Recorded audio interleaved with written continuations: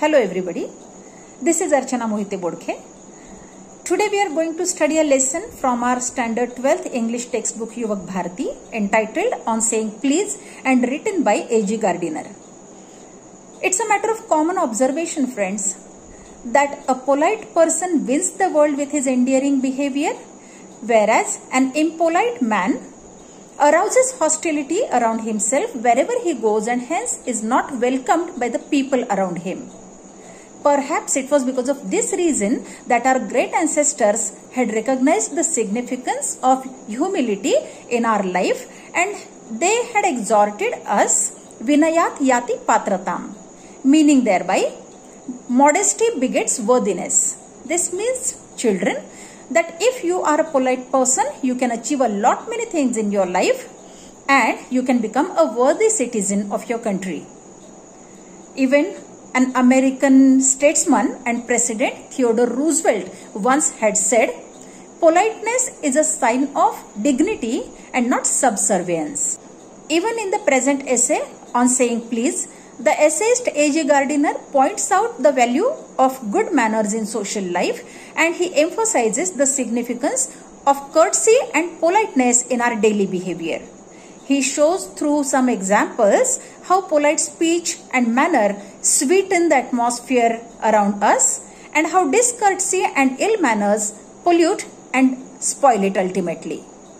Let us turn towards our lesson now, but before that, something about the essayist A.G. Gardiner. A.G. Gardiner was born in 1865 and he died in 1946. He is one of the finest essayists of modern times. He was an English journalist and later was appointed the editor of the Daily News, London.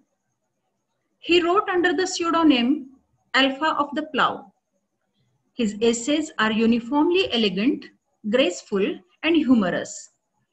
His style is noteworthy for a perfect clearness of expression as well as many a literary and historical allusion. His essays, though written in a journalistic vein, sparkle with wit and wisdom. His uniqueness lies in his ability to teach the basic truths of life in an easy and amusing manner. Some of his best-known writings are The Pillars of Society, Pebbles on the Shore, Many Furrows, Leaves in the Wind, Portraits and Portents, etc. Now let us come to the lesson. On saying please. The young liftman in a city office who threw a passenger out of his lift the other morning and was fined for the offense was undoubtedly in the wrong. It was a question of please. The complainant entering the lift said top. The liftman demanded top please, and this concession being refused, he not only declined to comply with the instruction but hurled the passenger out of the lift. This, of course, was carrying a comment on manner too far.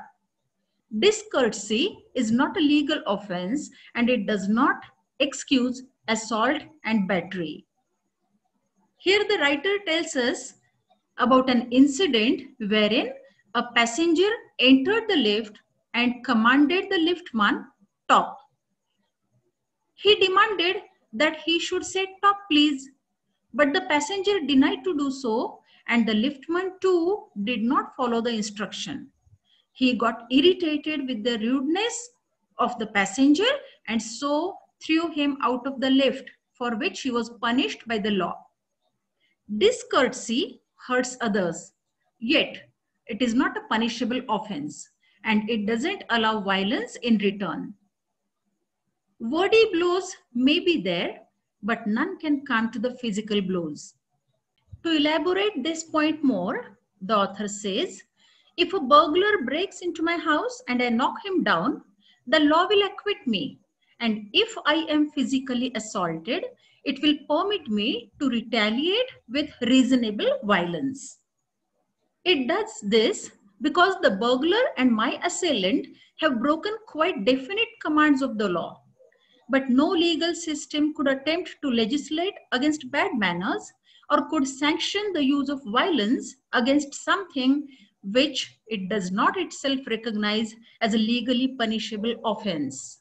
Here the writer says that if a thief burgles into my house or if someone attacks me physically, the law will allow me to pay him in the same coin, and it will also free me from the criminal charge. The law does so because in these cases, the law was violated, the commands were broken. However, against bad manners, there is neither law nor punishment, as they are not labeled as punishable offenses. And our sympathy with the liftman, we must admit that the law is reasonable. It would never do if we were at liberty to box people's ears because we did not like their behavior or the tone of their voices or the scowl on their faces. Our fists would never be idle and the gutters of the city would run with blood all day. The writer says that our sympathy may lie with the liftman, but there is no doubt that the legal action taken against him was right. If we are given the liberty to knock down others for the simple reason that we don't like their behavior or voice tones or even their frowning expressions, it will create a mess, because then legally allowed, everyone will come to blows and there will be bloodshed everywhere. And therefore, no law can exist regarding these matters. He further says, I may be as uncivil as I may please, and the law will protect me against violent retaliation. I may be haughty or boorish, and there is no penalty to pay except the penalty of being written down an ill-mannered fellow. The law does not compel me to say please or to attune my voice to other people's sensibilities any more than it says that I shall not wax my mustache or dye my hair or wear ringlets down my back. It does not recognize the laceration of our feelings as a case for compensation. There is no allowance for moral and intellectual damages in these matters. This does not mean that the damages are negligible. The author says that even if we are uncultured and rude to others, we may get penalized by only one way, and that is being called an ill-mannered fellow. No law can force us to utter polite words like please. The law doesn't allow any compensation if our feelings are hurt or moral and intellectual damages are caused to us. Yet, we cannot consider these damages negligible. It is probable that the liftman was much more acutely hurt by what he regarded as a slur upon his social standing than he would have been if he had a kick on the shins for which he could have got a legal redress. The pain of a kick on the shins soon passes away, but the pain of a wound to our self-respect or our vanity may poison a whole day. I can imagine that liftman denied the relief of throwing the author of his wound out of the lift, brooding over the insult by the hour and visiting his wife in the evening as the only way of restoring his equilibrium. The author says here that when we think of the liftman, we understand that for him, the insult was a damage caused to his prestige. Even if he would have been kicked on his shins, he would have tolerated that, because if some body part is damaged, it can be healed up in due course of time. But the self-respect damaged is very hard to be restored. The liftman must have been hurt by the insult, and hence he acted so. For there are few things more catching than bad temper and bad manners. When Sir Anthony Absolute bullied Captain Absolute, the latter went out and bullied his man, Fag, whereupon Fag went out downstairs and kicked the page boy. The writer says that insults hurt more than ill temper and bad manners. The author cites an example to explain this point. He gives a reference from the first scene of the third act of a comedy, The Rivals, by Sheridan, which was written in 1775. Here, Sir Anthony Absolute is the father and Captain Jack Absolute is his son. The father scolds and threatens his son, Captain Absolute, Upon which, getting irritated, he threatens his servant Fag, and Fag too, annoyed, goes downstairs and kicks the page boy or attendant. In this way, the bad temper keeps on reverberating. The author says that probably the man who said "top" to the liftman was really only getting back on his employer, who had not said good morning to him because he himself had been henpecked at breakfast by his wife, to whom the cook had been insolent because the housemaid had answered her back. The author tells us that similar may be the case of the passenger. He said only "talk" to the liftman and denied to request him regarding that. This could have happened because he could have been humiliated or insulted by his employer for not wishing him a good morning. Whereas the employer must have engaged in a bickering with his wife at the breakfast table, and being afraid of her, he couldn't say her anything back. The wife also must have behaved that way due to the rudeness of her cook, and the cook must have been hurt by the housemaid by answering back. In this way, this becomes a vicious and infectious circle. The author says that we infect the world with our ill humors. Bad manners probably do more to poison the stream of the general life than all the crimes in the calendar. For one wife who gets a black eye from an otherwise good-natured husband, there are 100 who live a life of martyrdom under the shadow of a morose temper. But all the same, the law cannot become the guardian of our private manners. No decalogue could cover the vast area of offenses, and no court could administer a law which governed our social civilities, our speech, the tilt of our eyebrows, and all our moods and manners. So we have seen, with the help of the example of Sir Anthony Absolute and the liftman, how insulting each other becomes a vicious and infectious circle. The author further says that the ill humors spread very easily from one person to another. He says that bad manners must be holding the topmost position in the crime list. We may find a wife ill-treated on some occasion by her otherwise good-natured husband, but then there are many others who have been the victims of the unhappiness or bad temper of their husbands. So all we know is that the area of offenses regarding private manners is large, and no law can take any action here. We can't punish a person just because we don't like the way he speaks or tilts or raises his eyebrows. No law exists against such particular moods and manners. The author further says, but though we are bound to endorse the verdict against the liftman, most people will have a certain sympathy with him. While it is true that there is no law that compels us to say please, there is a social practice much older and much more sacred than any law which enjoins us to be civil. And the first requirement of civility is that we should acknowledge a service. So the author tells us that though in the case of the liftman, the judgment was given against him, there is no doubt that we sympathize with him. It is true that no law forces us to use the words like please, yet the use of such words make us lead a cultured life, and we should never forget this. The author says, please and thank you are the small change with which we pay our ways as social beings. They are the little courtesies by which we keep the machine of life oiled and running sweetly. They put our intercourse upon the basis of a friendly cooperation, an easy give and take, instead of on the basis of superiors dictating to inferiors. It is a very vulgar mind that would wish to command where he can have the service for asking and have it with willingness and good feeling instead of resentment.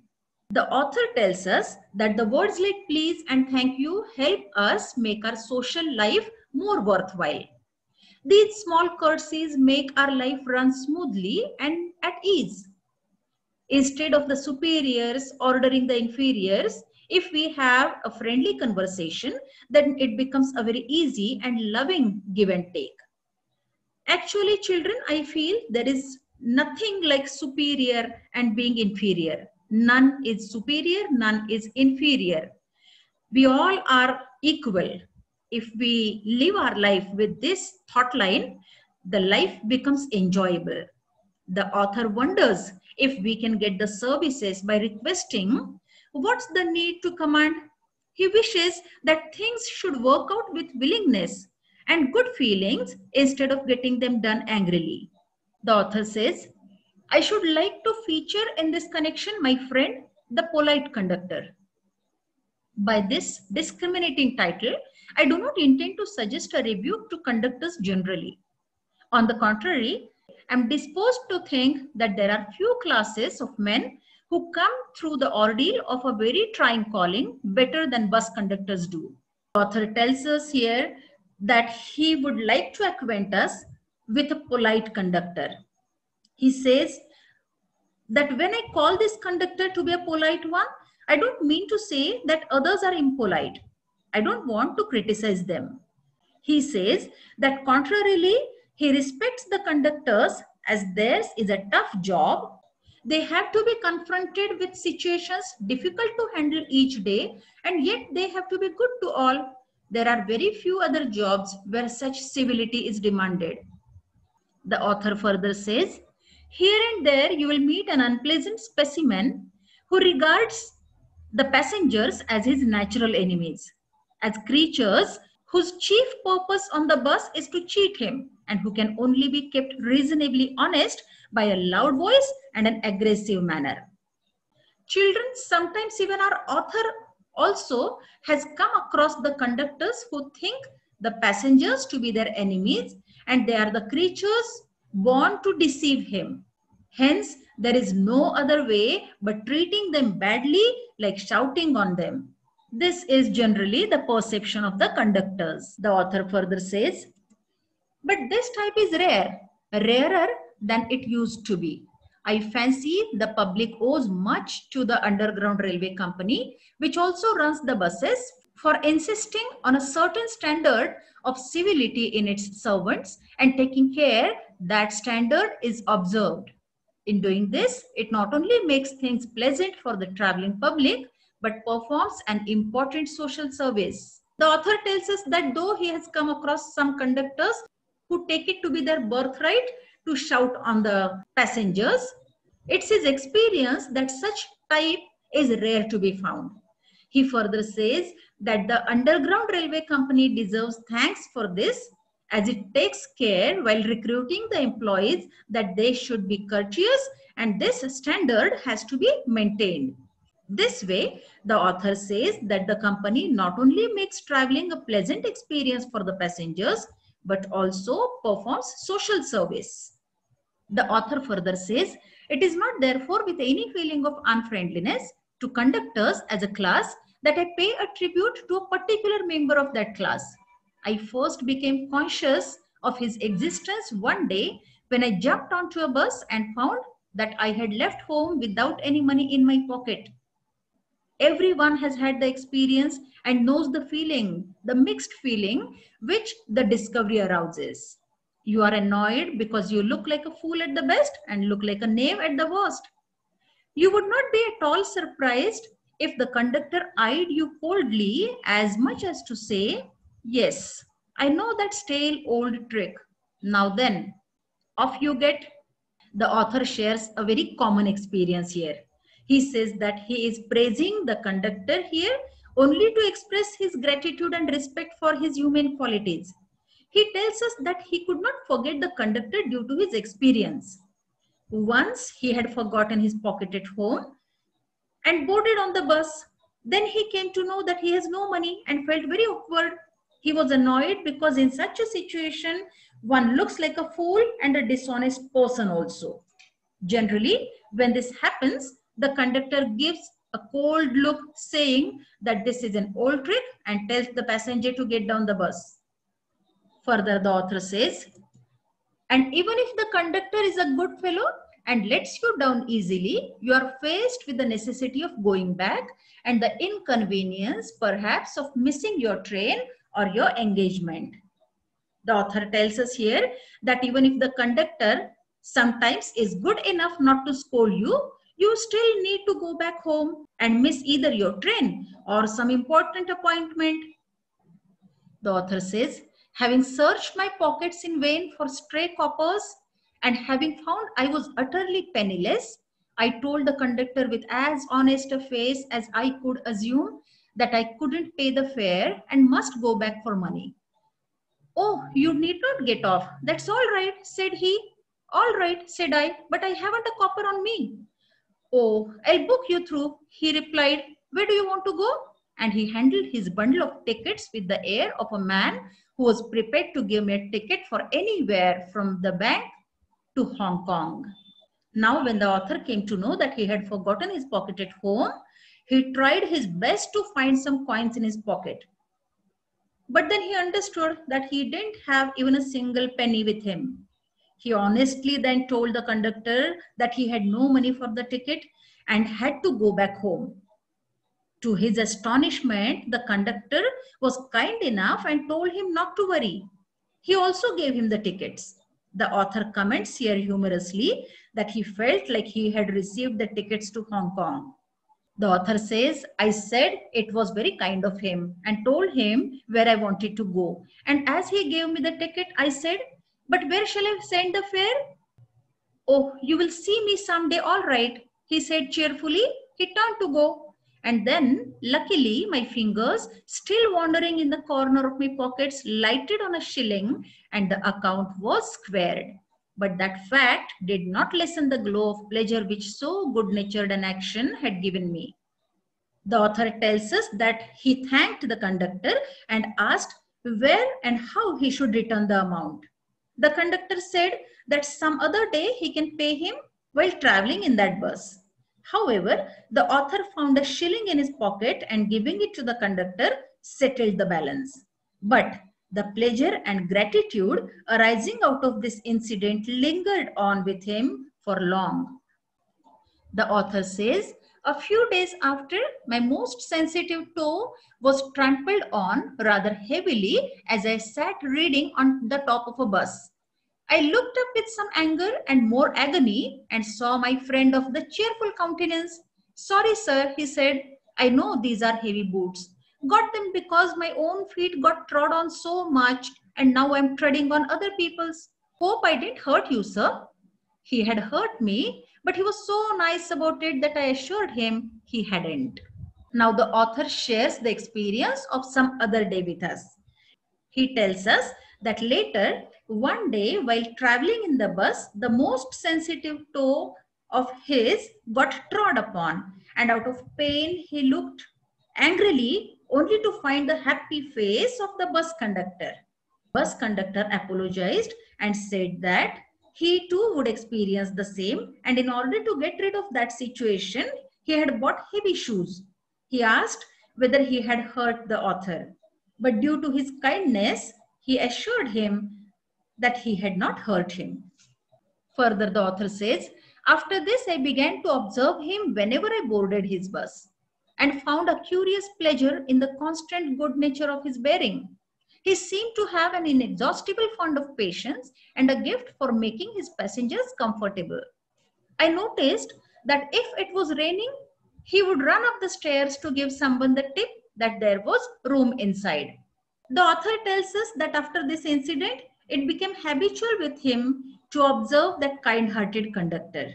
He found out that he would take pleasure in being good to others, and now it had become his temperament.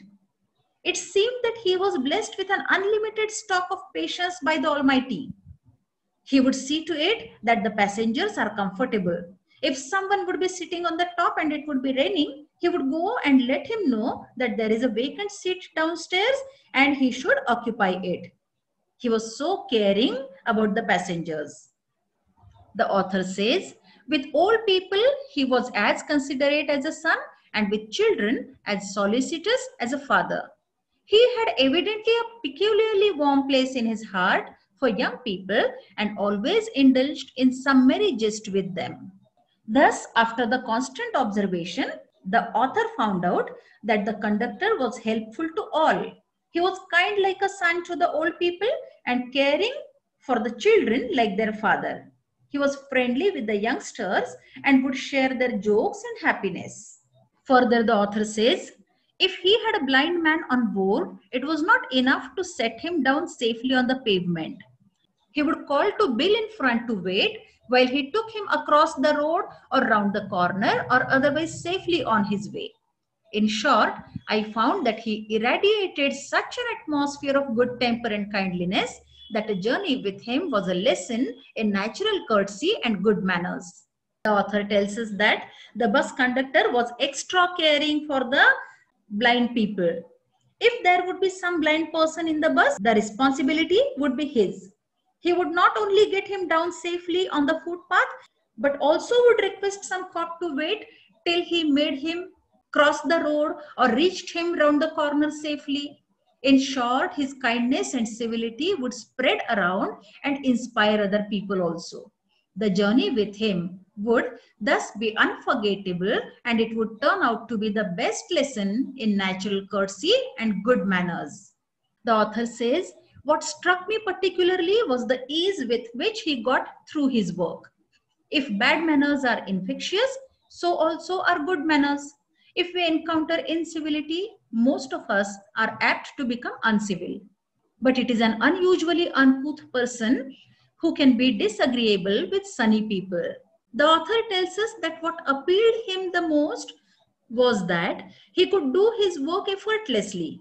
To him, it was neither tedious nor risky because basically he loved to be kind to the world. The author says that manners, be they good, be they bad, are contagious. If we happen to be in the company of uncivil people, we tend to become uncultured. And if we choose a good company, we too are molded that way.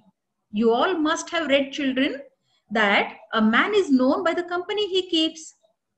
Generally, an uncouth or unrefined person doesn't go well with the cheerful people. He doesn't like to be in the company of happy people. The author further says, it is with manners as with the weather. Nothing clears up my spirits like a fine day, said Keats, and a cheerful person descends on even the gloomiest of us with something of the benediction of a fine day. Here the author tells us that manners resemble weather in the sense that they affect our moods, they affect our temperament. He mentions a great romantic poet, John Keats, here, who had said, nothing clears up my spirits like a fine day. Just as the fine weather conditions cheer up the spirits of John Keats, similarly, when a cheerful person meets a sad one, he turns out to be a blessing for him, as he too cheers up his spirits. Further, the author says, and so it was always fine weather on the polite conductor's bus, and his own civility, his conciliatory address, and good-humored bearing infected his passengers. In lightening their spirits, he lightened his own task. His gaiety was not a wasteful luxury, but a sound investment. We are told by the author here that the bus conductor also became infectious and he spread his civility, congenial talks, amiable and amicable nature all around. In the attempt of lessening the worries and lightening the moods of the passengers, he made his own job easier and enjoyable. In this way, his cheerfulness was not a wastage but an investment. The author says, I have missed him from my bus route of late, but I hope that only means that he has carried his sunshine on to another road. It cannot be too widely diffused in a rather drab world. So the author tells us that nowadays he doesn't meet that conductor. His work route might have changed, yet he is sure that he must be busy spreading kindness and courtesy on another road. Though it is difficult to imbibe hope in the already pessimistic or hopeless world, his attempt itself is commendable. Further, the author says, and I make no apologies for writing a panegyric on an unknown bus conductor. If Wordsworth could gather lessons of wisdom from the poor leech gatherer on the lonely moor, I see no reason why lesser people should not take lessons in conduct from one who shows how a very modest calling may be dignified by good temper and kindly feeling. The author tells us here that there is nothing wrong in writing a panegyric on an unknown bus conductor. Here he makes an allusion to a poet of romantic school of poetry, English poetry, William Wordsworth. He states that if Wordsworth wished to seek wisdom from the poor leech gatherer on the solitary highland, why shouldn't he admire the bus conductor for his dignified way of living life with good temper and kindly feelings? The author says, it is a matter of general agreement that the war has had a chilling effect upon those little everyday civilities of behavior that sweeten the general air. We must get those civilities back if we are to make life kindly and tolerable for each other. The author tells us that these civilities are damaged by the warlike situations. He says that the wars numb the sensations of the common people and they even deviate them from developing kindness in their hearts. If we wish to live in a kindly and tolerable world, we have to develop humane feelings and civility amongst the people. The author says ahead, we cannot get them back by invoking the law. The policeman is a necessary symbol and the law is a necessary institution for a society that is still somewhat lower than the angels. But the law can only protect us against material attack. The author says that we can't inculcate civility and courtesy in the people forcefully. The need for law and policemen indicates that we are still living in a world which is less than perfect. They can exercise their power in the material matters and not in the manners. The author says, nor will the liftman's way of meeting moral affront by physical violence help us to restore the civilities. I suggest to him that he would have had a more subtle and effective revenge if he had treated the gentleman who would not say please with elaborate politeness. Now the author again remembers the anecdote of the liftman here and he expresses his opinion that his way of retaliating the insulting behavior cannot install civility in the society again. He wishes that he should have reacted in some more refined way and showing the passenger more politeness. The author says he would have had the victory not only over the boor but over himself, and that is the victory that counts. A polite man may lose the material advantage, but he always has the spiritual victory. The author expresses his opinion here. If the liftman would have shown more politeness to that passenger, then it would have benefited him more. He would have obtained victory over not only the passenger, but also his own self, which is more important. The modest people may not gain material success, but they are always blessed with a spiritual victory. Here I remember the famous essayist Francis Bacon, who said, in taking revenge, a man is but even with his enemy, but in passing it over, he is superior. We also many a time are confronted with the same situations and know not what to do. But always remember, dear children, retaliation is subhuman, whereas forgiveness is superhuman. Now the choice is yours, because a man is what he makes of unfavorable situations. Whether you want to go for transitory material advantage or everlasting spiritual victory decides the course of your destiny, decides the course of your life. The author says, I commend to the liftman a story of Chesterfield. In his time, the London streets were without the pavements of today, and the man who took the wall had the driest footing. I never give the wall to a scoundrel, said a man who met Chesterfield one day in the street. I always do, said Chesterfield, stepping with a bow into the road. I hope the liftman will agree that his revenge was much more sweet than if he had flung the fellow into the mud. While telling that the liftman should follow a more subtle way of retaliating, the author says that the liftman should follow the way of Lord Chesterfield, who was an English statesman and author. During the times when the London streets had no footpaths, the man who had the dry platform denied to give him a way through that, calling Chesterfield a scoundrel. Now this situation would have aroused the feeling of humiliation and restlessness in anyone's mind. But since Lord Chesterfield was a poised person, without getting annoyed, he replied that he does give the way to scoundrels. Without wasting more words, he showed the other fellow his actual worth. The author feels that the liftman also should have resorted to some such way, sweeter and more dignified. In this way, the essayist A.J. Gardiner has emphasized the significance of mannerism in our life. I hope you have understood the lesson. Thank you.